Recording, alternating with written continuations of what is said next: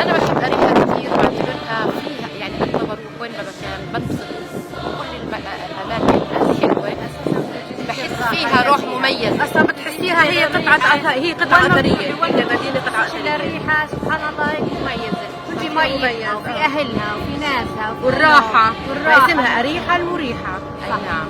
فيها أول برج حجري بني، وهو هذا أكبر دليل إنه هنا كانت هاي المدينة أول حضارة في التاريخ. خلال هذا البرج. يمكن أهمية هذا المكان يعتبر عالميا أهمية جغرافية، إنه أول مدينة بلشت في حياة الاستقرار من التنقل والالتقاط كانت في أريحة قديمة في تل عين السلطان، بالرغم انها اقدم مدينه. أقدم مدينة يعني بالضبط. كانوا في الغرف في أواني مزخرفة، قديش بتبين إنه كانوا هم مواكبين لتطور الحضارة، يحتفظوا اللبن فيها وقديش لقوا حلي والتمور والبيض تمر والحبوب، يعني كان كمان عالم التجارة بالإضافة للزراعة والاستقرار، كمان دخلوا على عالم التجارة، ربطوا العالم قديش مهمه وقديش انها اقدم مدينه واهم مدينه في العالم.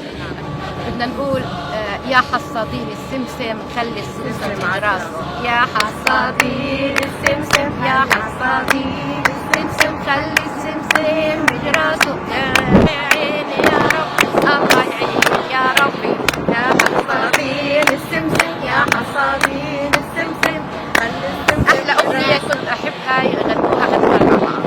يلا ليا يا حصادين السمسم، ليا خلي السمسم بجراسه، ليا واللي يهوى ما ياخد، ليا لا يلعن اساسه، يا ايوه